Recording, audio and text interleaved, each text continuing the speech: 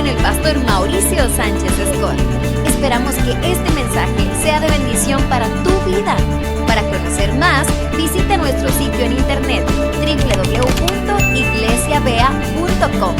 Gracias por escucharnos. Vamos a Mateo capítulo 11. Vamos de lleno al primer evangelio. Mateo capítulo 11, a partir del verso 7. Y en lo que llegas al primer libro del Nuevo Testamento, contextualizamos un poco porque aquí Jesús va a hablar de un personaje en particular. Fíjense, un personaje de verdad muy extraño. Un profeta, pero era muy excéntrico, muy raro. Y era profeta, lo cual pues nos muestra que hay gente extraña en el pueblo de Dios, en la iglesia. No se mueva, no voltee a ver a nadie. Así, usted mirando con la vista al frente. Pero hay gente extraña, hay gente excéntrica en todos lados. Bueno, este era un profeta sumamente excéntrico. Hacía cosas muy extrañas. Por ejemplo, era de familia sacerdotal, pero en lugar de estar sirviendo en el templo de Jerusalén, él se fue a servir al desierto. Él predicaba en el desierto, imagínense, en el desierto. No es que se haya ido de retiro. No, él vivía literalmente en el desierto. Se vestía de una forma muy rara, muy excéntrica. Nadie cuerdo se vestiría de esa manera. Se vestía con unos jeans así hasta acá la cintura, aquí a media cadera. Se vestía con pieles de camello, fíjense nada más, todo greñudo, barroso, parecía el capitán cavernícola. Imagínate, piel de camello en el desierto, todo barbón, con todas las dificultades del desierto.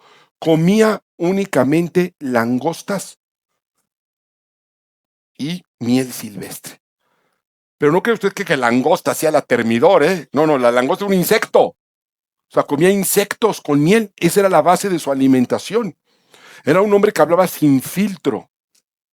A los fariseos, a los saduceos les dijo raza de serpientes, de víbora. A Herodes mismo, al rey, lo criticaba abiertamente. Era un personaje muy singular. Se negó, a pesar de que fue identificado por muchos como el Mesías, él dijo, no, yo no soy el Mesías. Yo vengo a prepararle el camino al Mesías y llegará el momento en el que yo tendré que menguar para que él crezca. Y este hombre que arrastraba multitudes al desierto, la gente iba al desierto a escucharlo predicar. La gente iba al desierto para ser bautizados por él. Termina finalmente en prisión.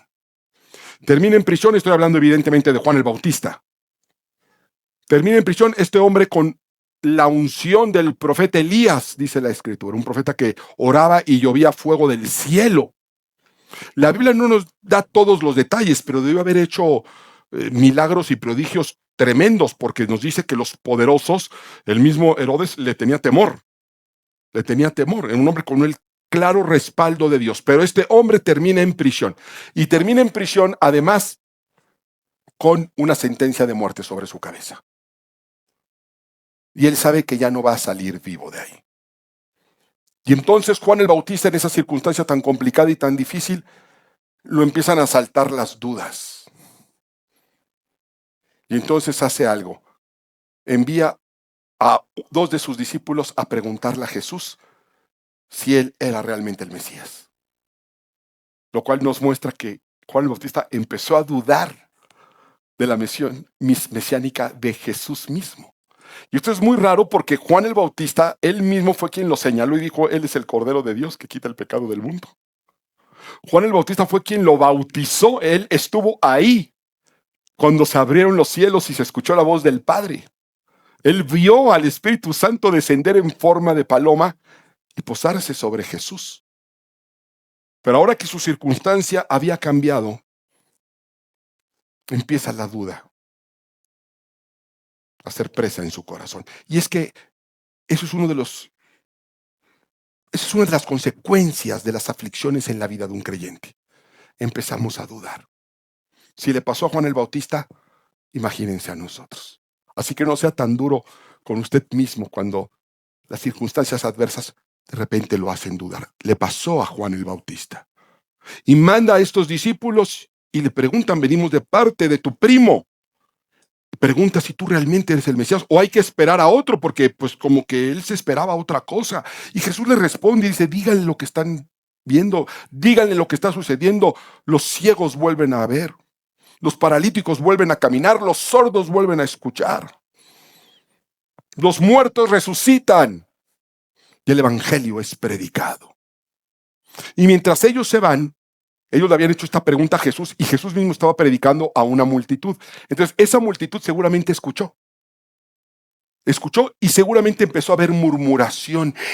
¿Cómo? ¿Cómo es posible que Juan empiece a preguntar eso?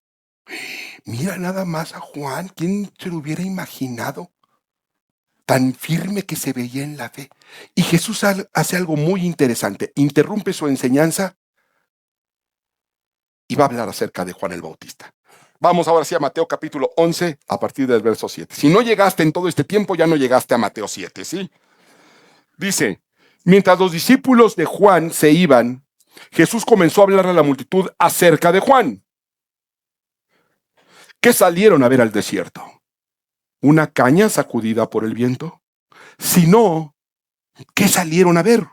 ¿A un hombre vestido con ropa elegante? Miren, los que usan ropa elegante están en los palacios reales. Entonces, ¿qué salieron a ver? A un profeta. Sí, les digo, y más que un profeta. Jesús los confronta con una realidad. La circunstancia, incluso las dudas de Juan el Bautista no cambiaban quién era él. Un profeta. Iba a decir, ¿a qué vinieron al desierto? ¿A qué salían al desierto? A ver las ramas moverse, no, ¿verdad? Iban a algo. A ver gente elegante, no, pues se vestía con pieles. La gente elegante está en otro lado. ¿A qué iban? ¿Qué los motivaba? Saber que había un profeta. Y dice, y ciertamente Juan el Bautista fue más que un profeta. De nacido de mujer, no ha habido otro más grande que Juan el Bautista, dijo Jesús. No se confundan. Que esté en un mal momento, que esté en una mala racha, que tenga una crisis de fe, no hace que deje de ser quien realmente es en Cristo. Su misión tendrá reverberancia en la eternidad.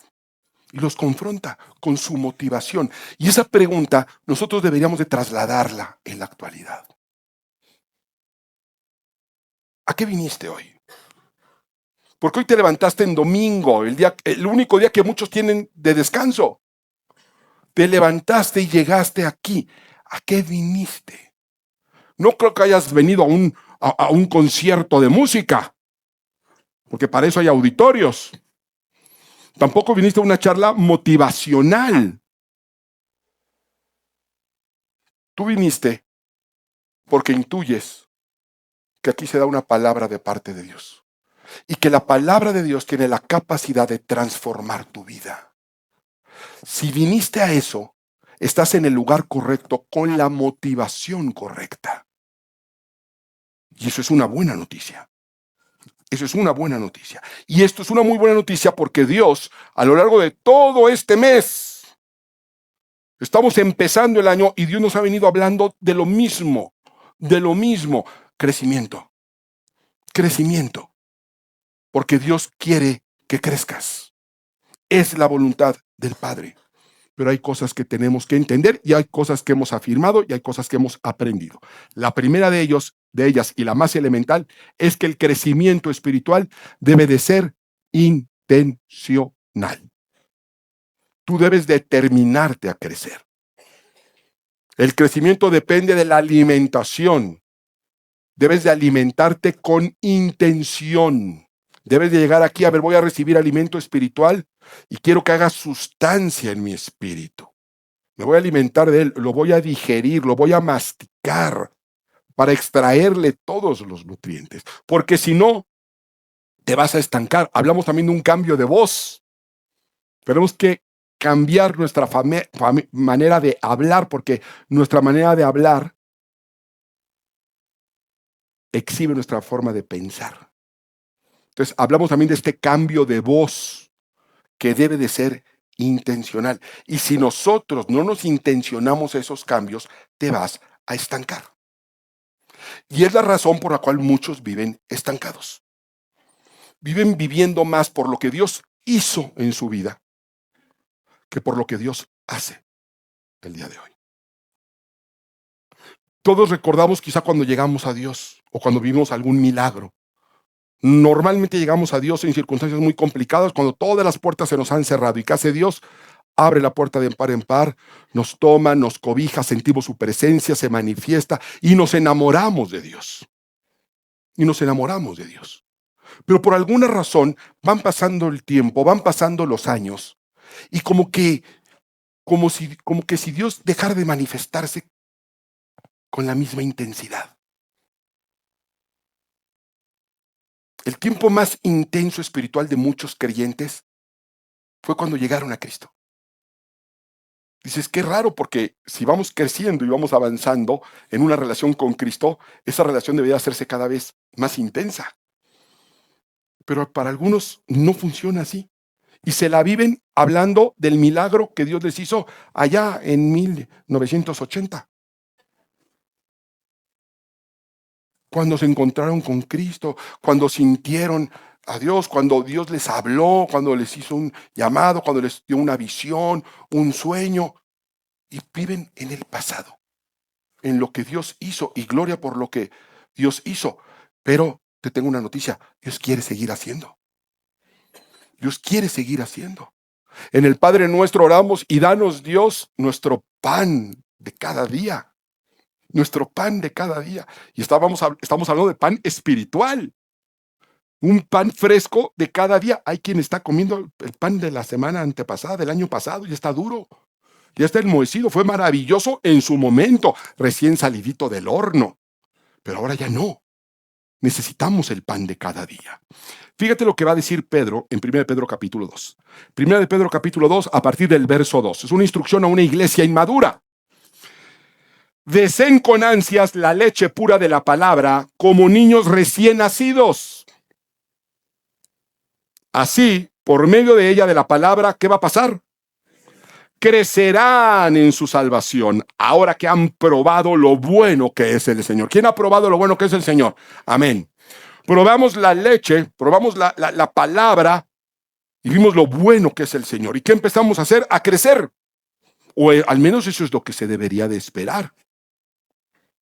Porque en una primera etapa, aún en un bebé recién nacido, que es la comparación que está usando el apóstol, un bebé nace, fíjense qué maravilloso, nace un bebé y lo único que necesita es leche materna. No necesita nada más. Todas sus necesidades nutricionales las cubre la leche. El calostro que está lleno de anticuerpos, es una maravilla. Pero el bebé va creciendo y llega un momento en el que no puede seguir alimentándose nada más de leche. Porque si se sigue alimentando únicamente de leche, que no sé eso a qué edad suceda, a 6 meses, a un año, no sé, las mamás sabrán mejor que yo. Si no empiezan a darle alimento sólido, del que va a hablar el apóstol Pablo, ¿qué va a suceder con ese bebé, con ese niño? Se va a comprometer su desarrollo. Se va a comprometer su crecimiento. Su estatura se va a ver limitada. Su salud se va a ver afectada. Incluso hasta su inteligencia se va a limitar. ¿Por qué? Por no seguir avanzando, progresando, prosperando en diferentes niveles. Por eso el apóstol Pablo, que va a hablar de estos niños espirituales que ya deberían de ser maduros, está bien que tomaran lechita, eran bebés, pero ya no son bebés. Ya deberían ser maestros. Fíjate lo que va a decir acerca del mismo. 1 Corintios capítulo 13, verso 11.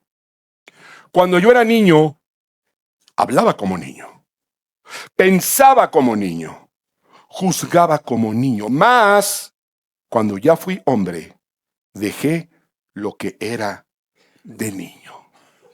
Hay cosas que está bien experimentarlas y vivirlas, y ciertas limitaciones cuando uno es un bebé en Cristo, pero que no van más allá con hombres y mujeres adultas en la palabra. Yo recuerdo cuando tenía a mis hijitos que cuando terminaban de alimentarse, Su mamá me los pasaba y me los ponía aquí en el hombro y les hacía así en la espaldita y de repente se oía así. Y nos daba risa. Un erutito de un bebé te da risa, es algo hasta tierno, hasta bonito. De bebé, de bebés. Ahora ya no. Ahora no da risa. Ahora da asco. Fíjese nomás cómo cambian las cosas. Oh, un bebé, bueno, hasta un gasecito ahí se echa un gasecito. Sí, está bien, del bebé. Ya de adultos ya no, ¿eh? Ya no, ¿eh? Esposas, voltea con y dile, ya no, ¿eh? Es bíblico. Hay cosas que ya no van. Y tenemos que entender que hay rasgos, actitudes que nos muestran cuando uno va creciendo. Y en un bebé podemos identificar cuando eso va sucediendo. Y si no sucede, quiere decir que hay un problema serio que debemos atender. Lo mismo pasa en lo espiritual. Si nosotros no empezamos a presentar con el tiempo en el Evangelio, con el tiempo de asistir a la iglesia, ciertos síntomas de crecimiento, es algo en el cual tenemos que poner atención. Cuando un bebé se convierte en un niño y empieza a crecer, empieza a comprender y a seguir instrucciones. Es un signo de que está creciendo, de que su cerebro está madurando. Por eso a un bebé no le dices nada, no le das ninguna instrucción, porque sabes que no las puede comprender. Pero van creciendo y empiezas a educarlos, empiezas a instruirlos. Otro rasgo de que va creciendo, va madurando un niño es que empieza a vestirse solo. Los quieren que los sigas vistiendo, no, pues no les sirve cuando les pones el zapatito y el vestido. Luego va creciendo, ya no tienes que aprender a amarrarte las agujetas. Y lo van aprendiendo. Van creciendo y tienen que empezar a hacerse responsables de sus acciones. Y finalmente van a crecer, van a madurar y deben de empezar a producir. Deben de empezar a producir. Eso es lo que se espera en lo natural, pues en lo espiritual igual. Yo le pregunto a usted si usted es capaz de comprender y seguir instrucciones. Porque la misma Biblia nos dice que no seamos solamente oidores, sino hacedores de la palabra. Eso es un signo de madurez en el espíritu. Si tú solamente escuchas y escuchas y escuchas, pues como un bebé que sí escucha y escucha, pero pues no tiene ningún efecto esas palabras, porque le falta madurez. En lo espiritual, ¿te has hecho responsable de tus acciones? ¿O todo el mundo tiene la culpa menos tú? Tu papá tiene la culpa, tu mamá tiene la culpa, el jefe tiene la culpa, la falta de oportunidades, de recursos, el universo tiene, no sé quién tenga la culpa, todos menos tú tienes la culpa. En lo espiritual, ¿ya has empezado a producir fruto? Porque es lo que Dios espera. Jesucristo dijo, mi Padre es glorificado cuando ustedes producen mucho fruto. ¿Ya produces o eres un nini espiritual? Ni estudia, ni trabaja, ni produce. Jesucristo dijo, mi Padre hasta hoy trabaja y yo trabajo también. En lo espiritual ya aprendiste a vestirte solo. Porque tenemos que hacerlo. Tu crecimiento depende de ello. Dios quiere que aprendas a vestirte. Y yo estoy convencido que muchos no lo han aprendido. No han aprendido a vestirse en Cristo. No han aprendido a vestirse como hombres, como mujeres en Cristo. Y estoy convencido porque de otra manera Dios no hubiera inspirado este mensaje para ti hoy. Tenemos que aprender a vestirnos. Mateo capítulo 13, verso 52. Porque además todo cambio de vida viene acompañado de un cambio de imagen, ¿no es cierto? Un verdadero cambio de vida debe venir acompañado de un cambio de imagen. Y nosotros realmente estamos usando modelos viejos que ya no van con la persona nueva. Y por eso esa ropa te queda tan apretada, tan incómoda, te asfixia, te agobia, te causa ansiedad, te lleva a la depresión y no entiendes por qué si llevas tanto tiempo en Cristo. Bueno, porque el tiempo en Cristo no es garantía de madurez espiritual. sino los rasgos que estamos viendo. Mateo capítulo 13, verso 52. Fíjate lo que dice, pon mucha atención. Dice, todo maestro de la ley que ha sido instruido acerca del reino de los cielos. Aquí está hablando de alguien maduro en la palabra. Dice, todo maestro en la ley. No es un alumno, es un maestro. Conoce la Biblia. Enseña la Biblia. Dice, ha sido instruido acerca del reino de los cielos. Una persona con conocimiento y con madurez. Jesús va a hacer una comparación. Va a decir, es como el dueño de una casa. Como el dueño de una casa que de lo que tiene guardado saca tesoros nuevos y viejos. Fíjate qué revelación tan impresionante. Dice, toda persona instruida en la palabra de Dios, que realmente conoce la palabra de Dios, que la escucha y la pone en práctica, la comparo a un padre de familia, a una madre de familia, alguien que gobierna una casa y que tiene responsabilidades y que constantemente está sacando cosas nuevas y cosas viejas de su tesoro, de su corazón, de su vida. Constantemente está evaluando si eso sigue siendo valioso o ya no lo es. Si eso es de provecho para su vida o si ya no lo es. Porque el que lo haya sido en alguna ocasión no quiere decir que lo siga haciendo. No porque lleve mucho tiempo ahí, quiere decir que está bien. Y aquí está hablando de cosas que están en el corazón. Porque dice la Biblia que donde esté tu tesoro, ahí estará también tu corazón, ¿no es cierto? Pero una persona entendida de las cosas eternas, dice, constantemente está evaluando. A ver, esto, ¿por qué tengo esto aquí? Esto es valioso para mí, pero ¿realmente es valioso? ¿Está llegando esto a mi vida? ¿Realmente le debo de abrir las puertas o las debo de cerrar? Esto siempre ha estado aquí, ¿realmente lo tengo que proteger y cuidar y guardar? Hoy es tiempo de sacarlo de mi vida. Fíjense nada más. Y nosotros no hacemos ese ejercicio de madurez. Y debemos de evaluar no a la luz de nuestros sentimientos, sino a la luz de la palabra. Porque aquí habla de una persona entendida en la palabra de Dios. Y que pone la palabra de Dios por encima de sus sentimientos, por encima de sus afectos, por encima de lo que para él es importante. Es aún más importante lo que Dios dice que es importante. Y aquí es donde nos encontramos que hay personas que dicen, es que yo le he pedido desde hace años a Dios una pareja que me ame y que me respete. Pastor, ayúdeme a orar. Le digo, ¿cómo quieres que llegue a tu vida una pareja que también te respete si andas con un gañán? Si sigues con esa psicótica. Seguramente ahí anda ese hombre que es más, ya te vio, pero no se va a acercar a ti porque estás en una relación. No sé, es que yo me siento muy sola, no tengo ninguna amiga en Cristo, no sé por qué no llegan a mí. Pues porque todos tus canchanchanes los repelen. Imagínate una señorita en Cristo, un joven en Cristo, que quiere acercarse a un círculo social y ve tu círculo social y dice, no, pues yo no, pero por el amor de Dios. Tenemos que hacer cambios. Gente que no es que estoy pidiendo esa oportunidad que le pido al Señor, pero sigues decidiendo contrario a la Escritura, sigues decidiendo desde el temor, no desde la verdad del Evangelio. Usted tiene que hacerse de un nuevo guardarropa y Dios lo trajo aquí porque le va a dar 5 prendas para cambiarse.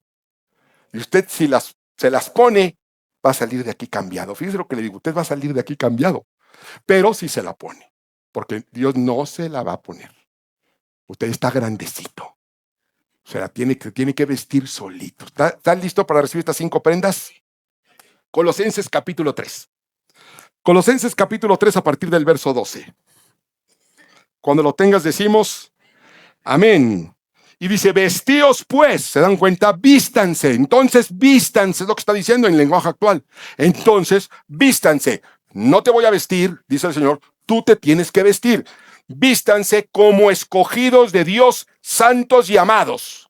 Así es como nos tenemos que vestir. Así es como nos tenemos que ver. Como escogidos de Dios, santos y amados.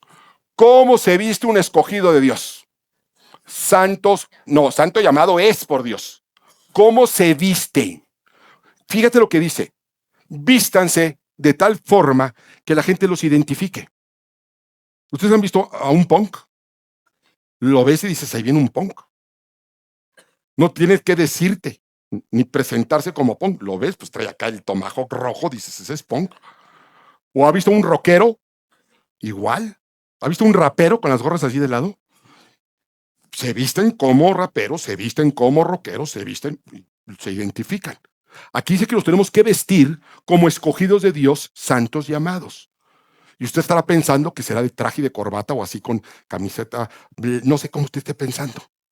Fíjense, porque estamos hablando en términos espirituales. Vístanse pues como escogidos de Dios, santos y amados, de entrañable ¿qué? Misericordia, de benignidad, de humildad, de mansedumbre, de paciencia. Usted tiene que vestirse de eso. Usted tiene que ser identificado. Que cuando digan, hay gente que dicen, ¿te has fijado qué bonito se viste esa persona? Qué bonito, qué buen gusto tiene para la ropa. Qué bien se le ven los trajes. Qué elegante es. Bueno, Dios quiere que digan de ti, ¿has visto qué misericordiosa es esa persona? ¿Has visto qué benigna es? Fíjense, la palabra benigno ya entró en desuso. Nada más se usa ya cuando se habla de cáncer, de tumores. Ya no se usa en personas, ya nada más se usa en tumores. Cuando a alguien le sale un tumor y va con el doctor y dicen, te tengo una buena noticia, es benigno. Y bueno, ya descansan. Pero si lo pensamos bien, un tumor no tiene nada de benigno. O sea, benigno es que hace algo bueno. O sea, lo bueno que hace es que no es maligno. Y ese es el estándar que nosotros hemos manejado. No, es que yo no le dije nada malo. Pues no, pero tampoco le hiciste nada bueno. No es que yo no le hice nada mal, tampoco hiciste nada bueno. No eres benigno. Esos tumores no son benignos. Benignos que a mí me salga una bolita que va, oye, doctor, tengo aquí algo, estoy muy preocupado. A ver, déjeme ver. Ah, no se produce, no es maligno, es benigno. ¿Cómo que benigno? Sí, lo va a bajar de peso y le va a salir pelo. No, pues sí, sí es benigno. Así dices, no, sí, sí es benigno. ¿Sí? Nosotros no somos benignos. Quizá no somos malignos, pero tampoco benignos. Y la Biblia dice que debemos de ser misericordiosos, benignos, humildes, mansos y pacientes. Vístanse con eso, dice Dios. Soportándoos unos a otros y perdonándoos unos a otros si alguno tuviere queja contra otro, de la manera que Cristo os perdonó, así también hacedlo vosotros. Y sobre todas estas cosas, vístanse. Es como una capa, es una prenda más. Dice, y sobre todo esto, por encima de todo esto, ¿vestidos de qué? De amor, que es el vínculo perfecto. Y cuando nosotros nos vestimos de esa manera, continúen leyendo, y la paz de Dios gobierne en vuestros corazones, a la que asimismo fuisteis llamados en un solo cuerpo, y sed agradecidos. Fíjense, la paz de Dios gobierne en tu corazón, a la que asimismo fuiste llamado. Tú fuiste llamado para tener la paz de Dios. Para tener la paz de Dios. ¿Hace cuánto que no sientes la paz de Dios? No, es que allá en el 82. Nosotros debemos de vivir con la paz de Dios. Deberíamos de despertar con la paz de Dios. Deberíamos de dormir con la paz de Dios. El salmista escribió, en paz me acostaré y asimismo dormiré, porque solo tú, oh Señor, me haces vivir confiado. Nosotros estamos llamados a vivir en paz. Porque donde no hay paz, no hay una vida plena. No importa lo que tengas. No importa lo que tengas, no hay vida plena. El viaje, el coche, el dinero, la fama, la fortuna, el prestigio, no te sirve de nada. Si estás ansioso, si estás deprimido, si vives con miedo. Por el contrario, para quien tiene la paz de Dios que sobrepasa todo entendimiento, no le hace falta nada. No le hace falta nada. Porque tiene la paz de Dios. ¿Y qué es lo que nos falta? Y si nos falta, ¿por qué nos falta? Dices que Dios no me la ha dado. Isaías capítulo 5, Antiguo Testamento. Fíjate lo que Dios va a hablar de su pueblo desde el Antiguo Testamento. Isaías capítulo 5, verso 4. ¿Lo tienes? ¿Qué más se podía hacer por mi viña que yo no haya hecho? Pregunta el Señor. Nosotros somos esa viña, ¿eh? Dice, ¿qué más se podía hacer por mi viña que yo no haya hecho ya? ¿Por qué cuando esperaba que diera uvas buenas, dio uvas agrias? ¿Por qué, si yo he obrado en la viña, dice el Señor, y he hecho todo lo que se debe hacer, sigue dando fruto inmaduro en lugar de fruto maduro? ¿Por qué? Y la única explicación que yo encuentro es, bueno, porque quizá la viña no se ha dado cuenta que Dios ya trabajó en ella, que ya está capacitada para dar frutos maduros. Fíjense donde yo descubrí una verdad espiritual de una manera muy curiosa. Prácticamente toda mi infancia yo la viví en Londres, esquina con Allende, ¿sí? Es verdad, ¿eh? ¿Usted conoce dónde está el Museo de Frida Kahlo? Al ladito yo viví, justo al lado. Y yo tuve una infancia muy feliz. Yo llegaba de la escuela, recuerdo, y me metía al Museo de Frida Kahlo. Y me impactaban mucho las pinturas y todo lo que ahí había, era algo que a mí como niño me impactaba mucho. Y luego me iba para mi casa. Y las casas de ahí de Coyoacán, o al menos mi casa, tenía como que las construcciones se usaba que tuvieran ciertos elementos como prehispánicos, como de piedra volcánica. Yo tengo muy buena memoria y recuerdo mi casa como si hubiera sido ayer.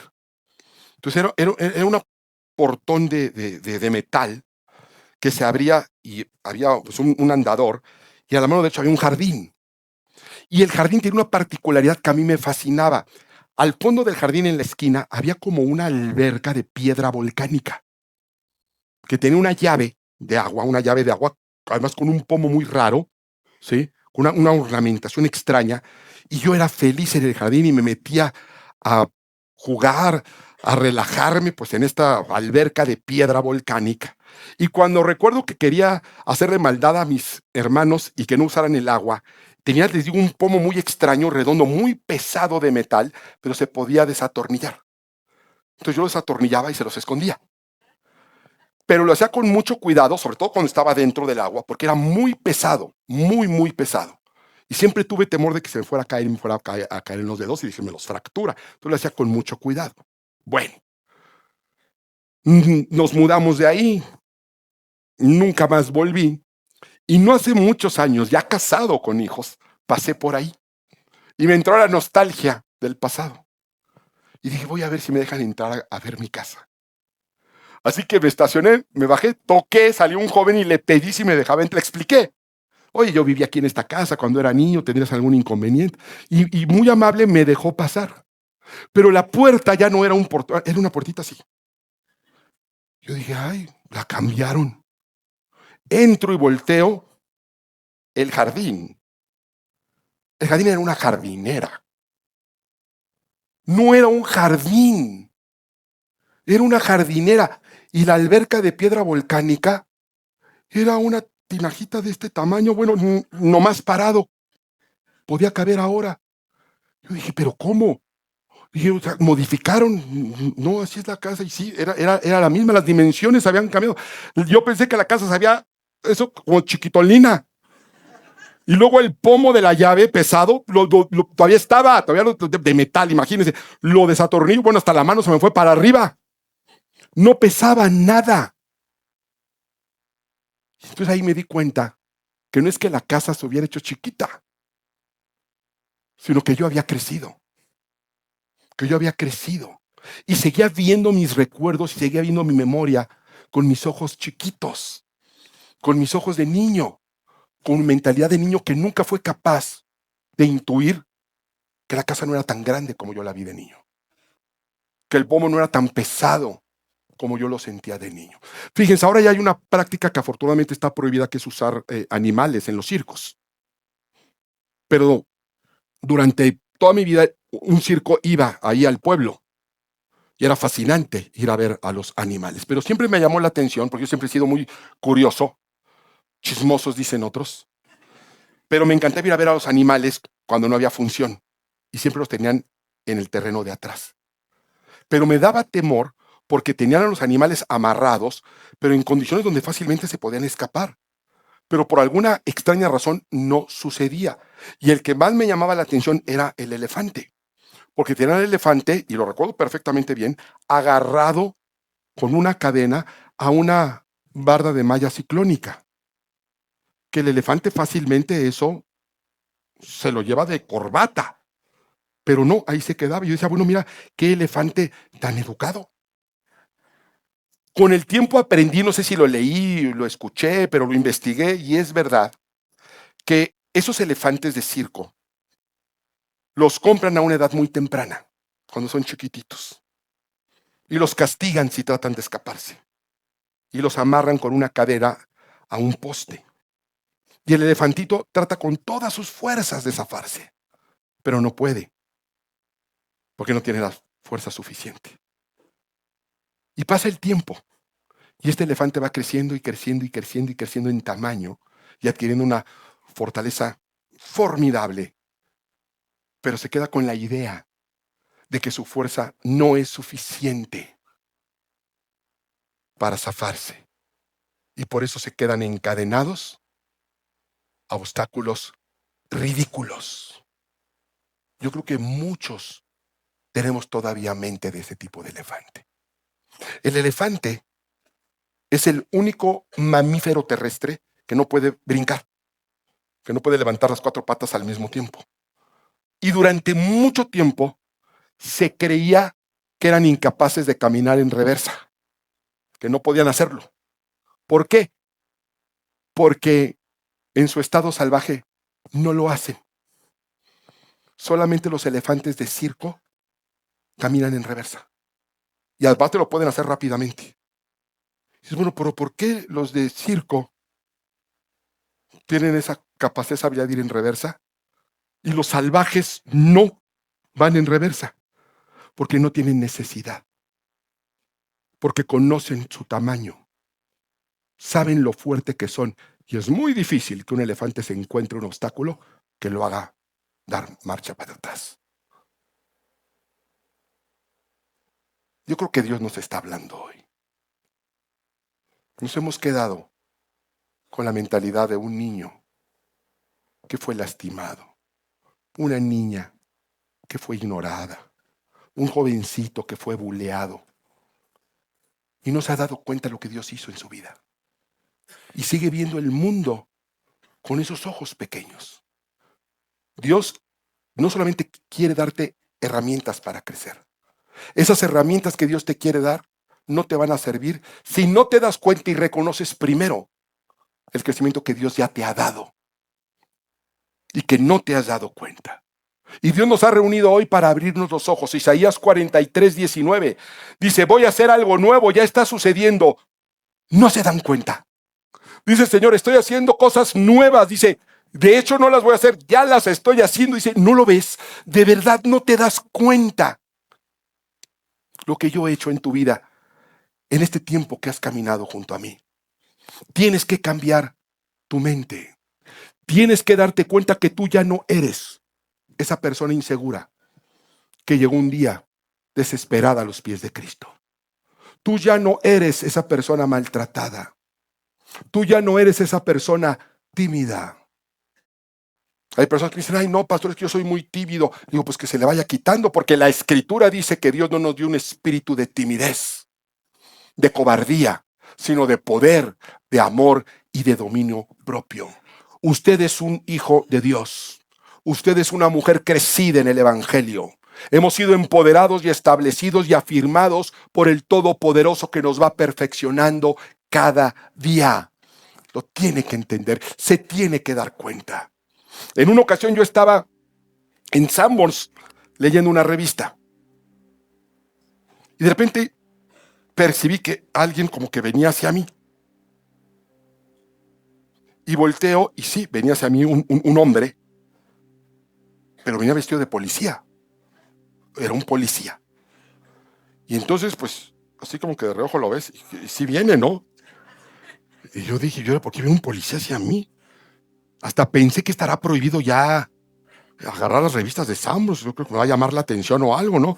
Pero no, sí volteó así como que, hasta a mí hice así, de que, para que pasara, ¿no? Y sí venía hacia mí.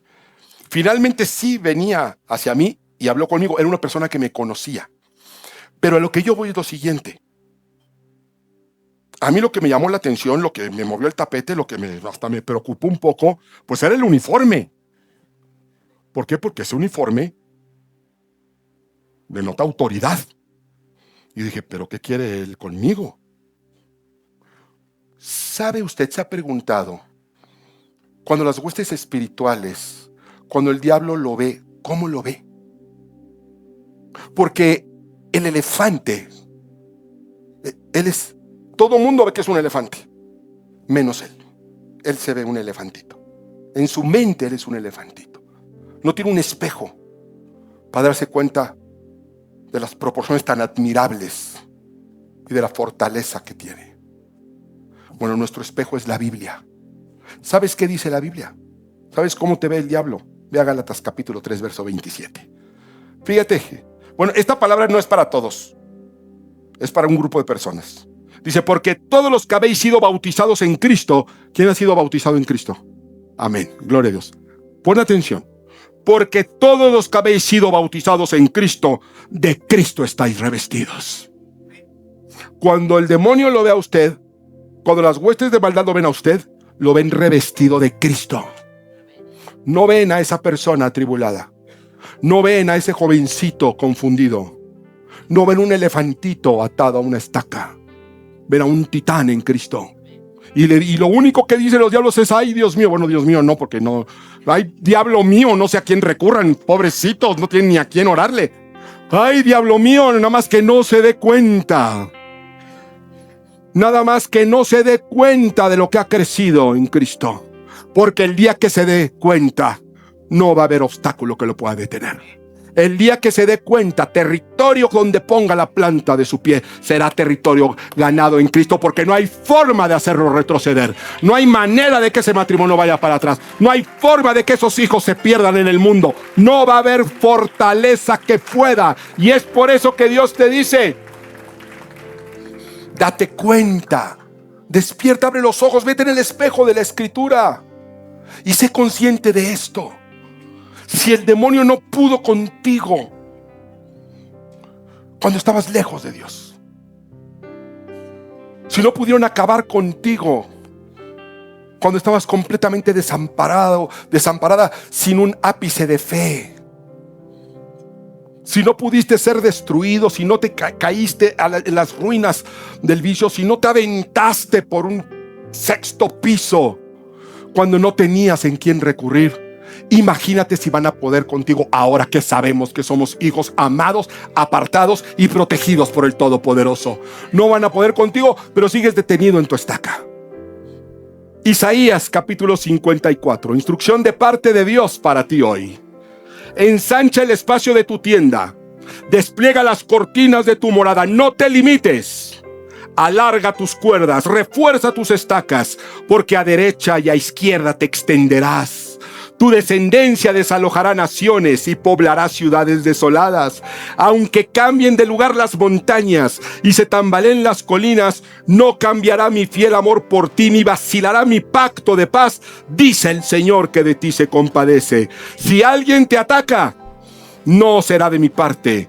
Cualquiera que te ataque, caerá ante ti.